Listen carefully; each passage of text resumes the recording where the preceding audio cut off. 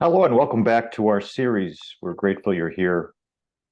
Before I introduce today's session, I'd like to remind you that you can find our updated programming and useful resources on the web, including a new one-page bladder cancer patient navigation aid designed to help our patients understand the complex relationships between our unique teams and departments across the GBCI. You can download a copy from our website landing page or email us at bladdercancer@jhmi.edu to request this valuable tool. We are always expanding our educational offerings, including our growing collection of programming, led by Drs. Armin Smith and Jeannie Hoffman-Censits, and program team members Pamela Getz, Samantha Rockler, and Stephanie Cooper-Greenberg, specifically tailored around the experiences of women with bladder cancer. Our virtual women's group next meets on December 4th via Zoom. All relevant details can be found on our website. Simply Google Greenberg Bladder Cancer Institute.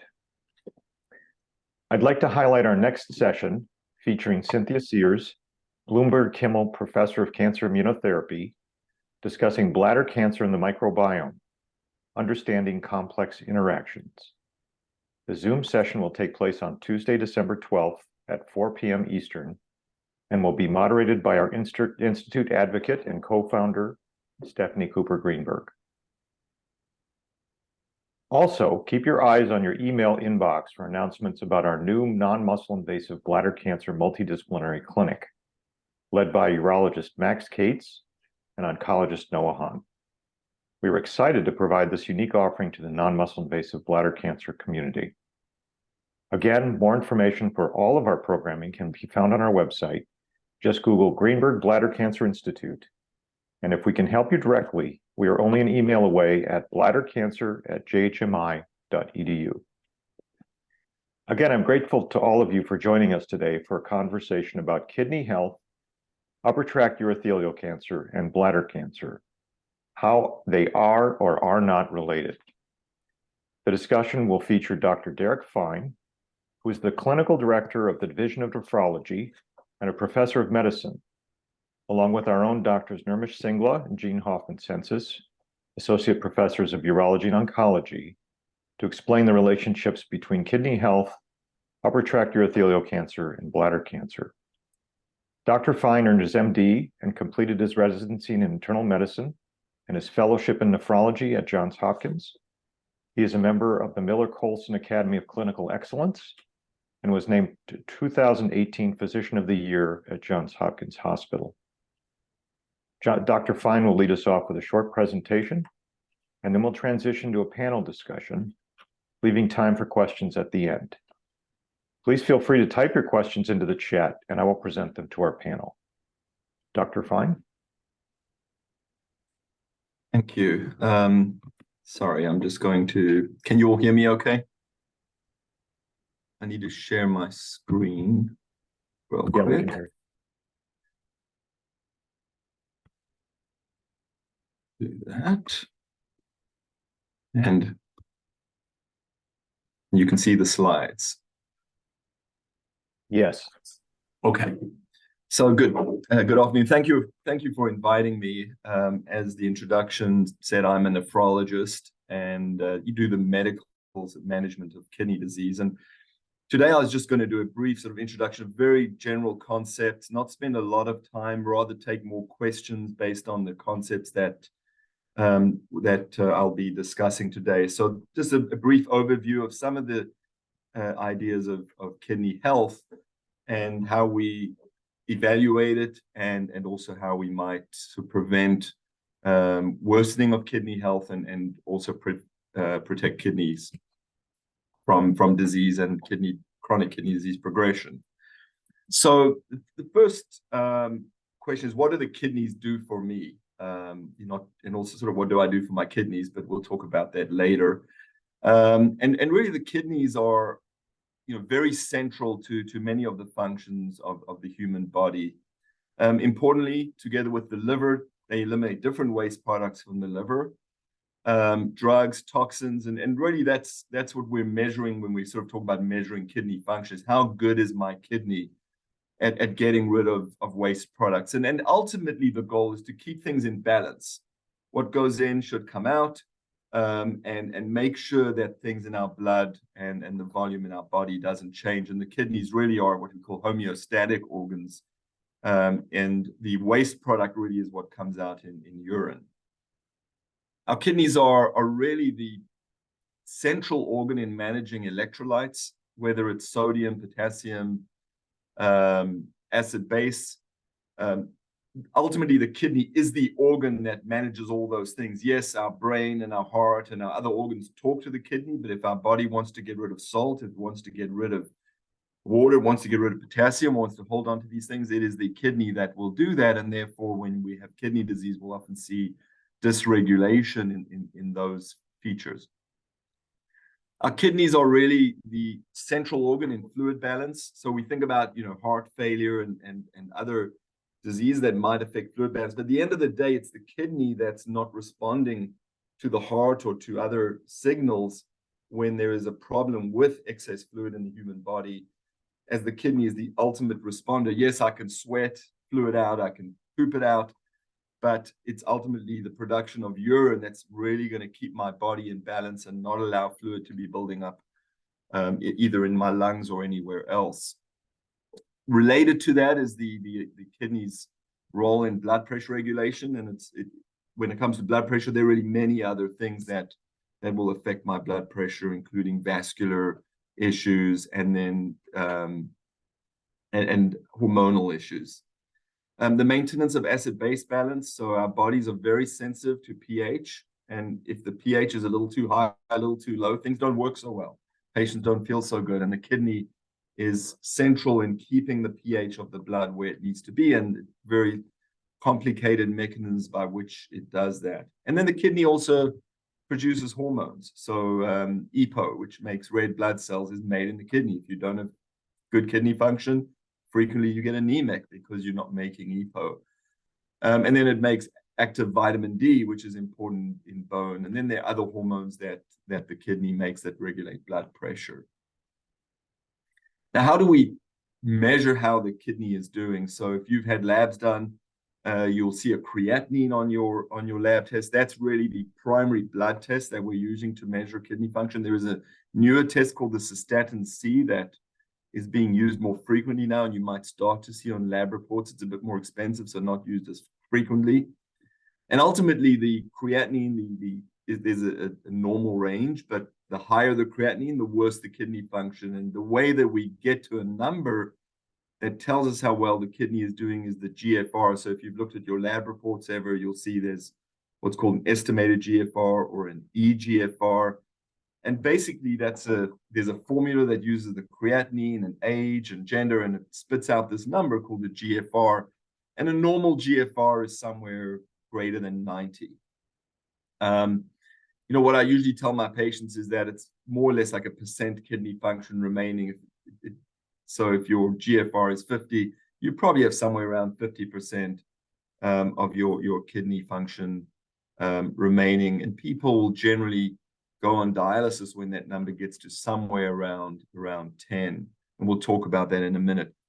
The other thing we do is measure the urine, and probably the most important measure, other than blood, which you might see with malignancies and white cells.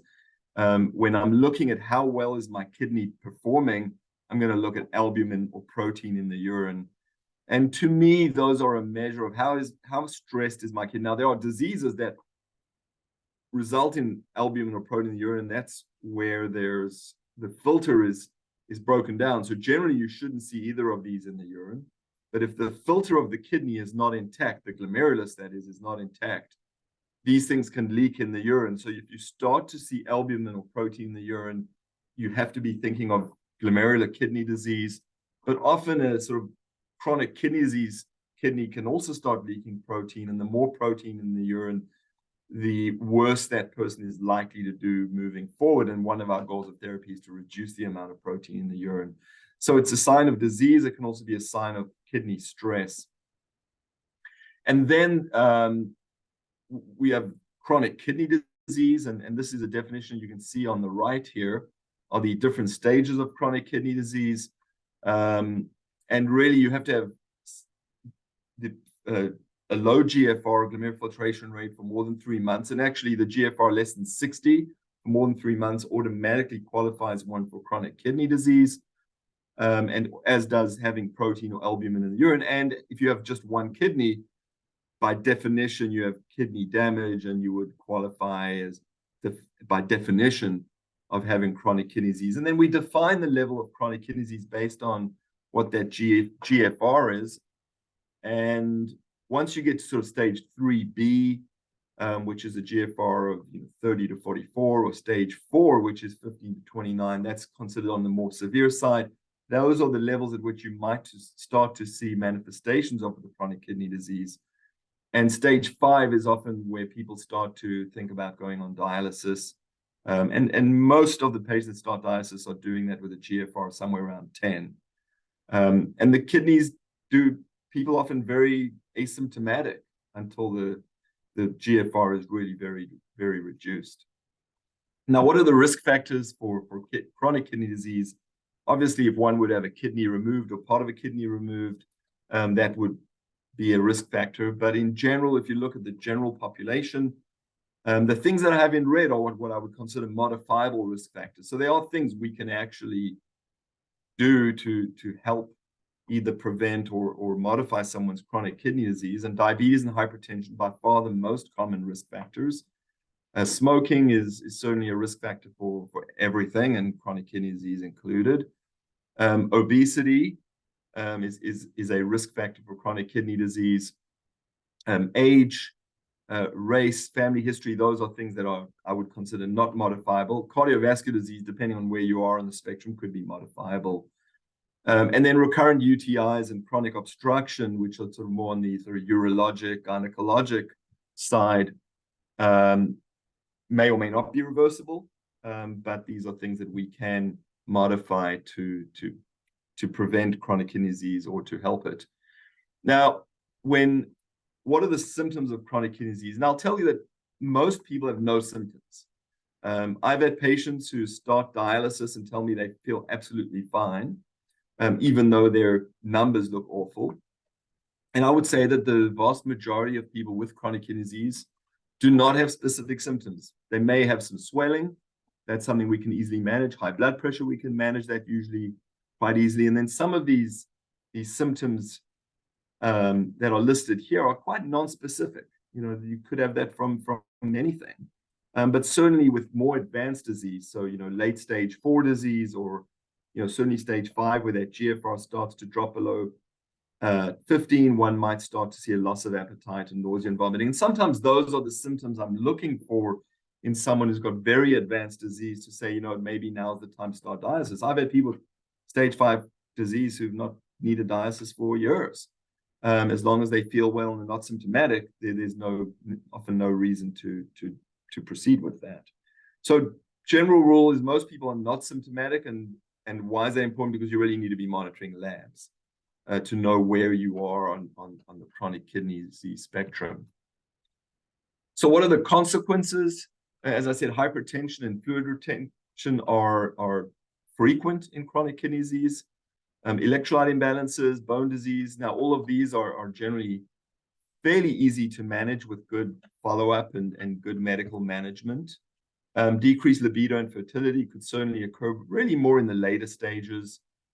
Pregnancy complications, most importantly, is that if someone does have chronic kidney disease, there needs to be a lot of preparation for pregnancy and considerations of the complications that can come up, like preeclampsia being quite common in women with chronic kidney disease. Really, what we focus on a lot in our kidneys is the prevention of progression of chronic kidney disease, because ultimately, if the kidney failure progresses to a level that's significantly impaired, people will progress to end-stage kidney disease, dialysis dependence, or need a kidney transplant. And then cardiovascular disease and its sort of related mortality are higher in those with chronic kidney disease. So we have to be more vigilant, be more aggressive with things like aspirin and managing cholesterol and taking care of cardiovascular concerns, and working them up sooner rather than later. So what do we do in preventing kidney or preserving kidney health? I think blood pressure is probably the most important factor. Ideal is less than 120/80, though there are people who are older or have significant vascular disease where going that low may actually make things worse, so we have to be careful, but certainly keeping the blood pressure down. Type diabetic control in diabetics, using kidney protective medications. So there are a number of new medications now on the market in the last few years that have been shown to have really significant impact. You probably see commercials if you're watching football for drugs like Jardiance, or not even football, they're all over TV. Jardiance, Farxiga are two of the newer ones. They're very similar. Often I'm a bit skeptical with commercials on TV, but these guys are the real thing. They really do make significant impacts in some patients. And so knowing that and starting those type of meds early in someone who has chronic kidney disease can have very, very significant benefits. Avoiding nephrotoxic medications, so understanding that things like non-steroidals, ibuprofen, Motrin, Aleve, Advil, these are all things that probably, if you already have established chronic kidney disease, you need to avoid chronic use. A few doses here and there probably being fine. Low sodium diet would be the big dietary intervention. It improves blood pressure and fluid overload. And maintaining a healthy weight, I can't emphasize this. This is probably one of the most modifiable factors that is so difficult to modify. But again, we have some very good drugs available now that can help with this, and something that we're starting to see benefits of in our kidney patients. Avoiding tobacco, obviously, controlling cholesterol is important. In the chronic kidney disease world, you're actually supposed to put people on statins even if they don't have high cholesterol, because it is an independent risk factor for cardiovascular disease. And then obviously establishing care with a nephrologist. If there is any kidney disease, may have additional benefits of just having sort of an extra pair of eyes, looking at the kidneys and intervening. Just briefly, nutrition and kidney disease. I think calorie restriction is probably more beneficial than almost anything, and certainly in those with excess weight. Sometimes someone once told me the analogy of, being overweight and having kidney disease. It's kind of like having a Toyota Corolla engine in a Camry. It'll run fine, you look after it, you take care of it, but you don't want to put too much luggage in the trunk, because then that engine will struggle a little. So, having limited kidney function in a bigger person is detrimental, and that kidney has to work harder. Low sodium diet I mentioned is very important in both maintaining fluid regulation. It's the most important determinant of how much fluid you have in you is sodium intake, not water intake. And so if people get swollen and have edema, it's all about sodium, and then reducing sodium reduces blood pressure. There's a big debate about protein in the diet. I think vegetable protein or plant-based proteins are actually quite healthy, and there's never been shown to be a detriment to eating those. I think that generally most of us would not recommend high protein diets, but otherwise protein may not make a big difference in kidney disease modification. And then we modify diet based on blood testing, whether we want to reduce potassium or phosphate. Those aren't always standardly an intervention. Now, what happens when the kidneys fail? There are two options. One is, or there are probably three, but the third one is death. So usually we have two options: dialysis or kidney transplant.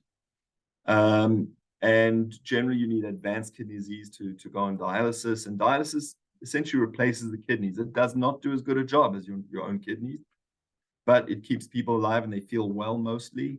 And it buys them time to get a transplant if they are able to get a transplant.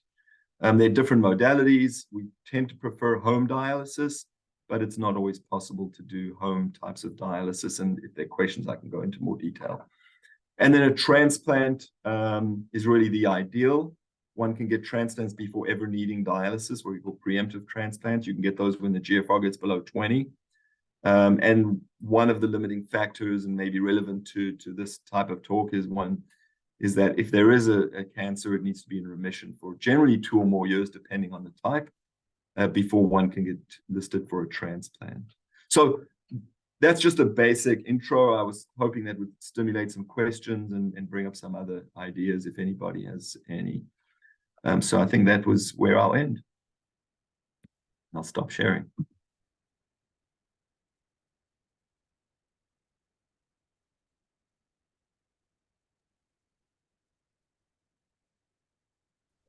Thank you, Derek. That was fantastic. Maybe I'll start by asking Nirmish to walk us through a few discussion points. Yeah, absolutely. And you know, I'm always learning more and more whenever I have an opportunity to engage with our nephrology colleagues, and that was really an informative talk, Dr. Pine. You know, the audience in this case is a very particular population of patients who have urothelial cancers, and this includes patients who may have had a history of bladder cancer or upper tract urothelial cancers, and these often also entail their own set of nuances as it pertains to kidney health. Oftentimes, many questions do come up, and we'll have an opportunity, of course, to engage in an active Q&A discussion today.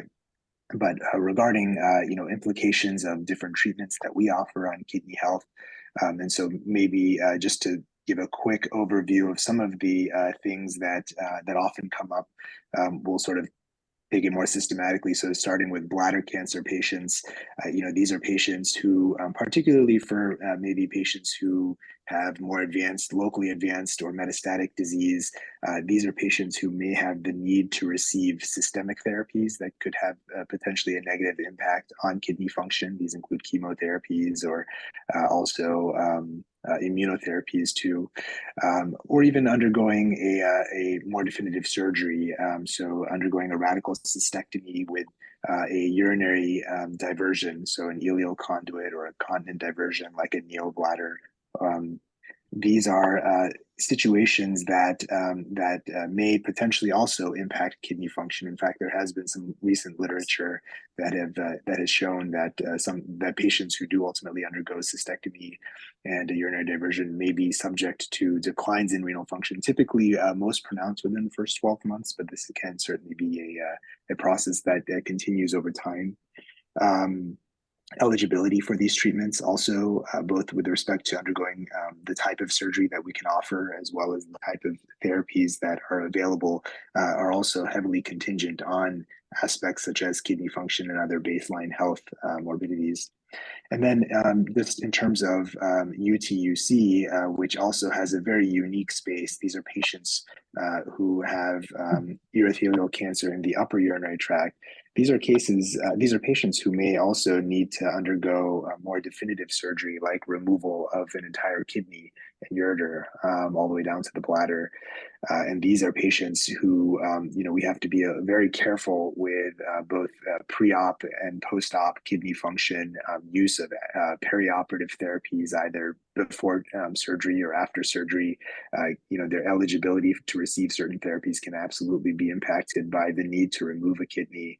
And then also even just thinking about long-term surveillance scans that often entail the need for IV iodinated contrast, or in some cases, maybe gadolinium contrast if an MRI is needed as an alternative. These are situations where the kidney function can play an important role or even be affected. And so definitely a very nuanced conversation. I think this is a daily conversation, certainly in practice, that I have with patients, and having the opportunity to partner, you know, with the nephrologist to help with some of these long-term issues, I think is really paramount to optimizing care for patients. So what are some of the things that we treat our patients with that might promote damage to the kidneys? Asking me or? Oh, either one of you. Either one of you. So just a comment, you know, the immunotherapies are terrific new drugs, right? I mean, they're not that new anymore, but, you know, we certainly see autoimmune type processes, whether it's GI and other organ involvement, that the kidneys are, you know, involved and sometimes delayed. So one has to just be careful that you don't miss things 6 months later, because there are described cases after those therapies are discontinued. And then there's a whole field of onconephrology where every drug has some sort of like toxicity, right? And kidneys are frequently that toxicity, whether it's electrolyte wasting on some of the drugs. Now, I'll be honest, I don't know the specific drugs used for these type of malignancies. We sort of see everybody. But so, for example, gemcitabine, which I know is used for pancreatic cancer, often causes kidney damage. And then you have the platinum type drugs, which are often used, I believe, in GI and GU type tumors, and those tend to have various types of kidney issues. So you sort of need to know your drugs and then monitor the patients for those particular things. Now, the immune therapy, definitely, we've seen more cases over time. And so that is an area I think that is of significant interest and treatable. I think we can generally pick it up early and treat and have good outcomes. But I think every drug has something unique about it, whether it's a kidney toxicity or not kidney, but kidney for some reason, probably because they're just such a concentration of blood, right? Your kidneys, those two little beans there, get 25% of the blood flow between them. So, I mean, I'm talking to a urologist over here, like you don't know that, but you can just imagine, and then it gets concentrated, right, in the kidneys. So it's not surprising that the kidneys are such a target for these drugs and for toxicity of drugs. That's fine. I'm Stephanie. I help organize this, and thank you so much for this really illuminating conversation. It's very important to our the community we're talking to. I have two questions on point with immunotherapy drugs and toxicity. Once you stop, I mean, they're there for a hopefully finite period of time. Does the kidney improve if you stop gemcitabine assault? Will the kidney get healthy again, or does it cause sort of permanent damage? Some of these drugs. So it really depends on how early you find it. So for example, immune therapy, the main lesion is inflammation in the kidney. I kind of call it a drug rash. Everyone understands what a drug rash looks like. It's a drug rash, but it's in your kidney and you can't see it. But it's the exact same pathophysiology. And the problem is that the longer that inflammation is, the more damage you get with scarring, and you get less reversibility. So it's a matter of finding it quickly and getting on top of it. And then I've seen numerous patients get full recovery. A lot of people get partial recovery, but you get to a point where you've got more than enough kidney function, and the kidneys are resilient, and you do get recovery. And they are. Yeah, I'm going to ask a very silly question. I'm embarrassed to ask. So we have bladder cancer, we have upper tract urothelial cancer, and we have kidney cancer. Are they three different cancers, or can one lead to the other? And I think this audience we've always wanted to ask someone that question, and now we're asking you. I'm going to defer to the Sure, cancer experts. I'm happy to field that.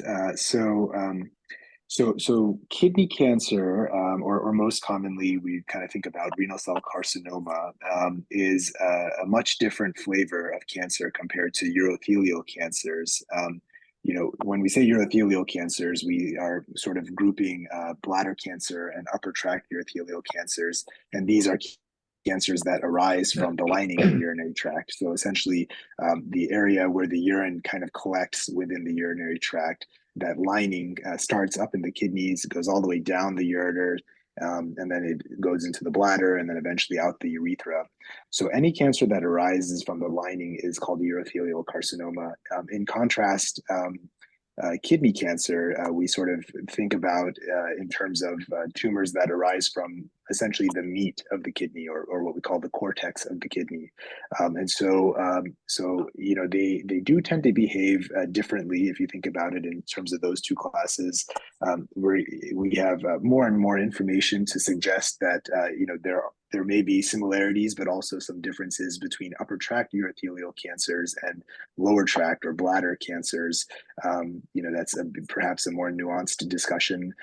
But in terms of the treatments, the treatment is actually quite different for advanced cases of kidney cancer, where now we're relying predominantly on combination approaches of immunotherapy and what we call targeted therapies.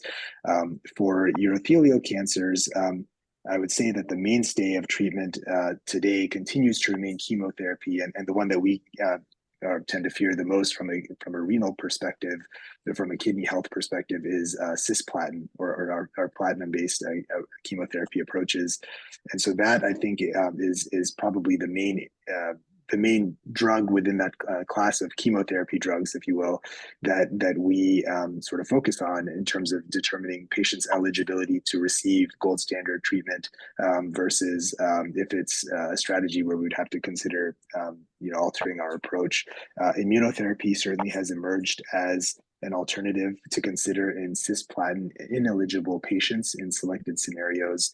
But like Dr. Fine had said, we are seemingly learning more and more about some of the effects that even immunotherapies can have on renal function. So I just parenthetically, some of us heard a really beautiful talk led by Ken Kinsler in the Ludwig Center, where they have a blood test now that tells them when there is toxicity, where it's coming from, tissue-based. And it's based on, basically liquid biopsy. So, I expect there's a lot of attention being paid to trying to detect these toxicities very, very early, maybe with blood test, and then try to help stop them before they become severe. Beautiful talk. I can't wait to see more of this work. So the other thing is, I was reading a paper by our colleagues at Memorial Sloan Kettering where they were characterizing upper tract urothelial cancers from patients with Lynch. And through the sequencing that they did, they discovered that 4 of the cases that were sent to them from their consortium were actually kidney cancer. So they can tell by the sequencing they do, MSK impact, whether the cancer is likely to be a urothelial cancer or a kidney cancer based on the different profiles of mutations. So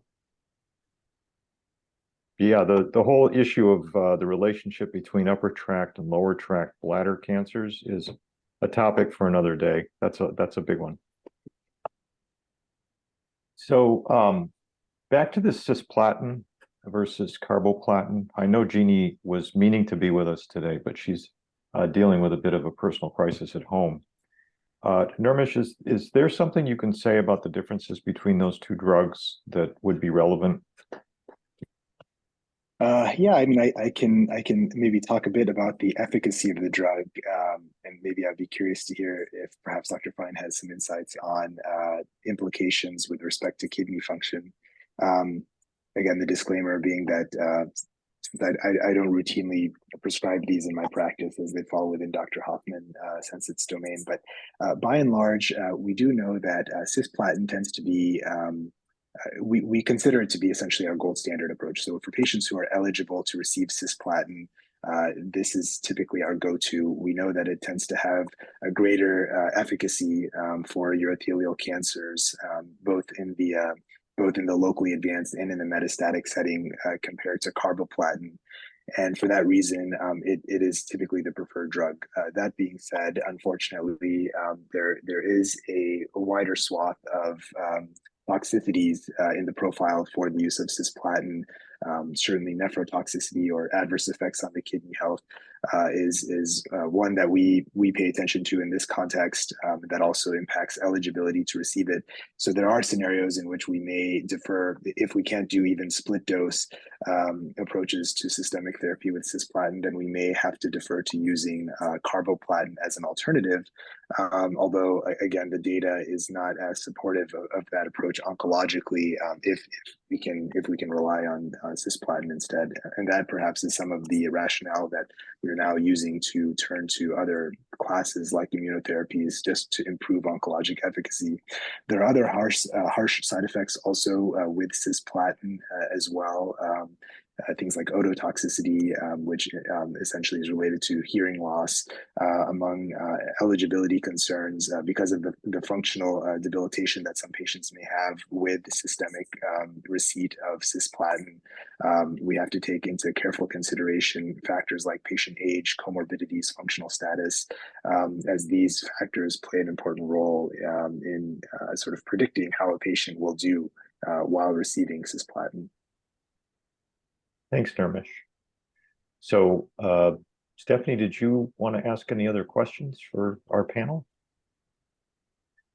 I have an oddball question I've always wanted to ask. So we have two kidneys, and sometimes we can get by on one kidney. Is a removal of a kidney ever a protocol for either upper tract or kidney disease? And how do patients fare if they only have one kidney?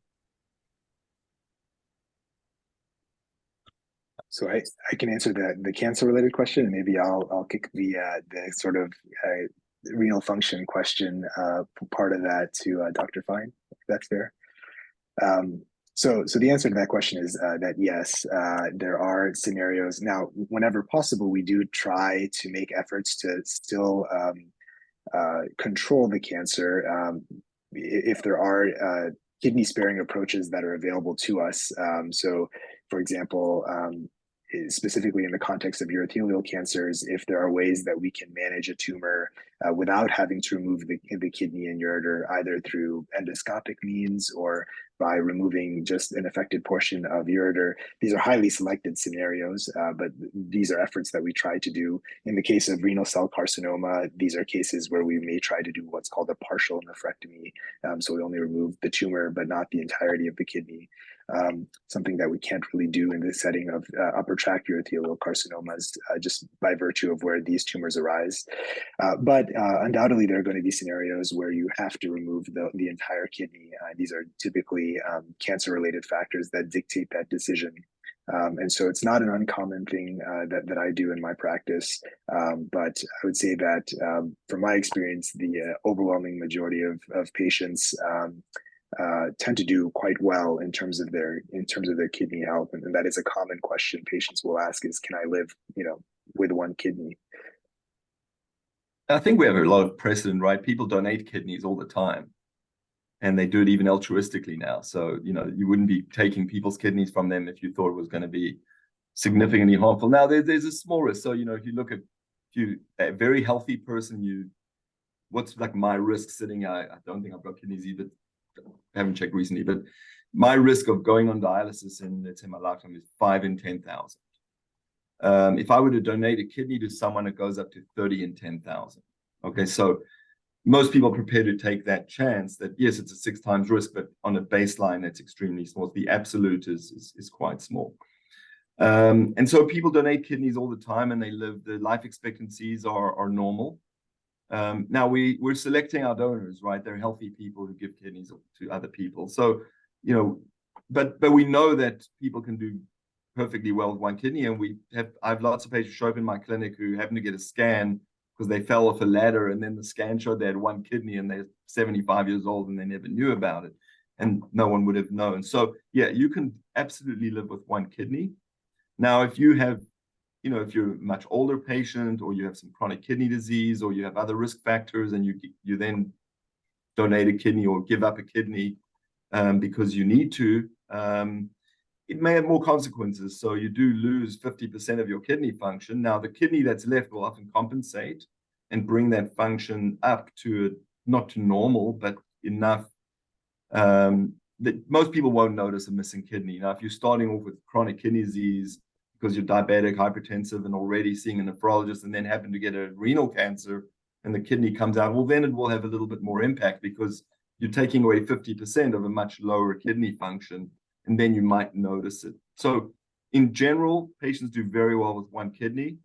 If they're starting off with a little bit of kidney disease, do need probably more follow-up and a little bit more intervention, but they then get managed just like a regular chronic kidney disease patient. They're not different from someone with 2 kidneys as chronic kidney disease. And sometimes that one kidney that's left is healthier. So yeah, I see many of the patients that have had their kidneys removed, and most do quite well, except if they're starting off with significant impairment. It sounds like you both carefully consider the baseline function when you're making decisions about this. It's important to assess that, and sometimes if there's a very large tumor or the kidney's obstructed, removing the kidney doesn't make a difference to the kidney function because that kidney wasn't working. So there are ways in which Nirmish can actually figure that out, and how much kidney function is coming from the kidney that needs to be removed, and that may also have an impact. But you do that preoperatively and assess that. So Jeannie's on. I know she's a little out of pocket, but she's doing a clinical trial, a clinical study to try to help patients who have poor renal function keep their kidney using this new drug combination we're all excited about called EV-Pembro. So I'm sure we'll hear more about that from Jeannie as that continues. What about these drugs you were talking about, Derek? Can you tell us again what those drugs are that can potentially prevent progression or maybe even make things? Sure. So, and also I see someone put a question in about type 1 diabetics, so maybe this will overlap with that question as to sort of how do we prevent progression. So it's been known for a long time that what we call RAS inhibitors, or renal angiotensin aldosterone system inhibitors. So the drugs like lisinopril, anything ending in april, or losartan, all the drugs ending in the word sartan, they're in this sort of similar family. Those are known to prevent progression of kidney disease, and particularly if there's protein in the urine.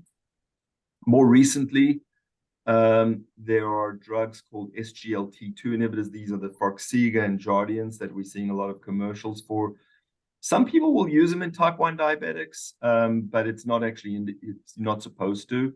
But certainly these were drugs that were actually discovered or invented to treat type 2 diabetes and lower the blood sugars. And then someone figured out that, and the way they work, by the way, is you pee sugar.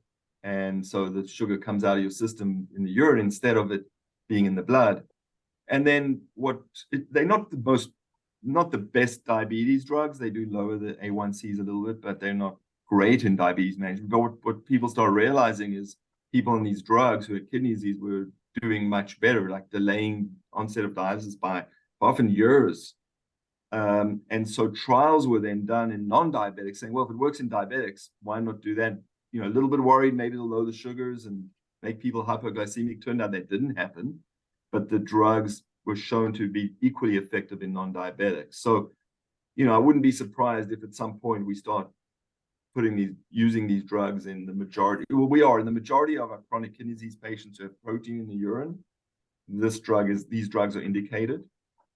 In the patients who don't have protein in the urine, there's a debate still, but there may be some additional benefits. There are also drugs used now in heart failure. So, and you don't just have improvement in progression of kidneys, you actually have mortality benefits with these drugs. So I think we're going to see them used in many, many of our patients. Either if you have heart failure or kidney disease, and often you have both together, we're pretty much putting everyone on these drugs, and they really have changed what we do. And then there's another group that works in that renin-angiotensin system called mineralocorticoid inhibitors, so spironolactone, aldactone, many people have used in various things, also can slow progression. And then a number of trials going on looking at other drugs. So for example, I mentioned one of my slides that being African-American, if you have certain genetic risk factors, there's a risk factor for chronic kidney disease. Well, there are drugs now that are trying to modify that risk factor directly. So I think in the next few years, there's going to be some exciting developments to slow progression. And ultimately, blood pressure control, diabetes control, type 1 diabetic, it's mostly that with the ACE inhibitors. And some people might use an SGLT2 inhibitor, but there's a risk of ketoacidosis with those. So we don't have a whole lot of other drugs right now, but I think there will be. It's exciting. Stephanie, do you want to ask another one? Yeah, I have one last one, and there's some more in the chat. Can you help decode this sort of obsession America's having with Ozempic, which is sort of now being used as a weight loss drug? Does that adversely affect the kidneys, or how does that work, and why is it so incredibly popular, if only for weight loss? And so it's not just aesthetic, right? I mean, obviously that's what people like to use it, but there was a study, I think it was New England Journal in the last couple of weeks, where it improved heart outcomes, cardiovascular outcomes in people. I forget what the group of people was. So just not having as much weight will help the kidneys. But there's also changes in the internal milieu that actually these drugs are turning out to be protective for the kidneys. We see reduction in proteinuria. There's probably, if they do long-term studies, we'll probably see slowing of progression of chronic kidney disease. And it's not just through the weight loss. There's some sort of actual molecular benefits to these what they call GLP-1 agonist drugs. So I think the weight loss is a big component of it. And, it suppresses appetite, so people aren't eating as much calories, not as much sugar, the diabetes comes under control. So it's not just that. There's some intrinsic benefits of these drugs, and they're probably good, not bad for the kidneys. So we use them. We recommend them. Certainly in people at a certain GFR, it's hard to use those SGLT2 inhibitors. Ozempic and its family are likely to be of significant benefit in people with weight and with who are obese and maybe not even as obese as we might think. I think just people overweight may benefit from a cardiovascular standpoint. So we're learning. Obviously, the drug companies want us to be, they want me to be on it, but they're for they're lucky. I mean, the truth is that the studies are really showing good outcomes, and you can't argue with that. They well-controlled, well-designed studies. So no problem with the kidney. If anything, I like it when my patients come into my clinic and say, "Oh, my doctor saw me on Ozempic," and I'm like, "All right, that's great." Coming from you, that's a great endorsement, because there's a lot of noise out there about it, and so that's really helpful to hear it from that. You really do think it has great benefits. So thank you for that. There's a lot of. I've no connection with the companies. I disclose nothing. I just looking at the data and seeing what it does for some of my patients, like tremendous benefit. Nirmish? Yeah, so I would be curious also, Dr. Fine, to pick your brain, because a common question that I get usually post-operatively after nephrectomy, patients will basically say, "Hey, my primary care provider or my X, Y, and Z provider is saying I need to change my specific drugs that I'm already taking for, let's say, blood pressure control." A common one that patients will inquire about are the ACE inhibitors or the ARBs, and I'd be curious to hear, how do you counsel patients in the setting of a solitary kidney? Does that play a role in terms of eligibility for receiving these drugs, particularly kind of for long term? If not, or I guess maybe the question is both in the short term as well as in the long term. Are these things you would caution patients on, or how do you typically go about counseling patients in that regard? So, as far as ACE inhibitors and ARBs, I think that we should try and keep all patients on those, because that single kidney is working a little harder and we get what's called hyperfiltration. And those drugs actually protect from hyperfiltration. So if anything, they're going to be of significant benefit. I think the concern is that you lose GFR and then maybe their potassium starts to go up, but one should be modifying that with dietary changes. So I think one should try and keep people on those drugs. But yes, if the GFR drops below, let's say 50, or it goes in the 40s or 30s, there are dosing guidelines. Most of the drugs that we use can be dosed differently, maybe lower doses or different type of dosing. There are drugs you don't want to use. So certainly if the GFR drops, you don't want to be using non-steroidals on a chronic basis. I think a dose here and there, but someone goes to the ER with a sore knee and then they get put on, 800 twice a day of ibuprofen and get in trouble with that. That's the type of thing I'd want to avoid. But I think you have to base it on where their kidney function is. I don't automatically stop a drug just because you have chronic kidney disease. And if anything, some of the drugs people are stopping shouldn't be stopped, like the ACE inhibitors and ARBs. So I think we probably better turn our attention to the questions in the chat. Doug asked about the type 1 diabetics. I think, Derek, you addressed that question in your response. Katie Hahn says, how can you tell if UTUC is in the ureters or renal pelvis? Yeah, I can answer that. So generally, in general, when diagnosing upper tract urothelial cancers, the mainstay is to do an endoscopic assessment. So with ureteroscopy, more often than not, patients will have already had some sort of a cross-sectional imaging, like a CT scan performed, which can give a sense of where a tumor may be located. But the gold standard for localization of a tumor is really through ureteroscopy, direct visualization, and that'll help inform exactly where a tumor or tumors are located. Thank you. And then another anonymous attendee says, I had my bladder removed 6 years ago due to bladder cancer. Since the surgery, I've had hydronephrosis, more so in the left kidney, EGFR 43 to 45. Anything in particular besides monitoring that I should be aware of or make sure I do? I guess that's for you, Nirmish. Yeah. Yes, so I can comment on hydronephrosis after undergoing a cystectomy. So in general, when we do these surgeries, we will perform what's called a ureteroenteric anastomosis, where we basically sew the ureter onto a segment of bowel. And these are typically what we call refluxing anastomoses, meaning that urine there isn't like necessarily a valve to prevent urine from potentially going sort of retrograde or up the ureter. So that being said, there are a few different reasons why hydronephrosis can, which basically just refers to dilation of, or hydroureteronephrosis, I should say, dilation of the ureter and or the renal pelvis can arise. And the concern is this a refluxing cause where the urine is just backing up, but the emptying is still adequate and the kidney function is stable? Those are situations where maybe we're not as concerned. Or is it an obstructive cause, which can range anywhere from being due to simply just a benign stricture to cancer recurrence to things like stones, et cetera. And so I think if there is, hydronephrosis that develops, the first step is to understand the cause of the hydronephrosis. Is it obstructive or not? That can be done through a variety of means, as well as special tests. Renal scans are another way to look for drainage of the kidney, in addition to what we call lupograms, which would be a way to just simply inject contrast into, let's say, a conduit and see if the contrast refluxes up into the ureters.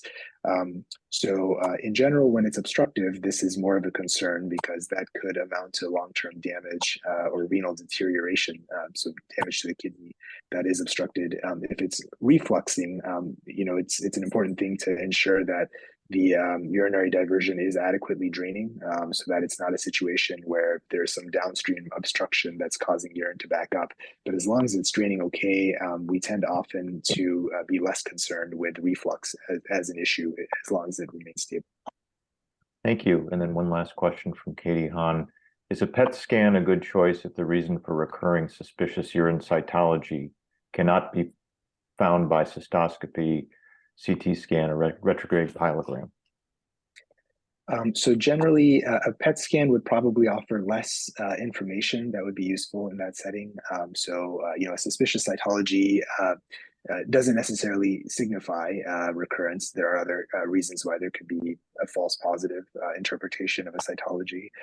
But a diligent evaluation would include essentially endoscopic means of assessment. So these include a cystoscopy, sometimes with a blue light or other imaging enhanced approaches, sometimes random biopsies, retrograde pyelograms, selective cytologies from the upper urinary tracts, or even ureteroscopies would be other means of assessing the potential source for a positive cytology. But in the absence of that, cross-sectional imaging, either via a PET scan or a CT scan, would be unlikely to give any more additional helpful information to ascertain the cause for the cytology being positive or suspicious. Yeah. So Katie, we're working really hard on trying to develop assays in the urine that can help us with this.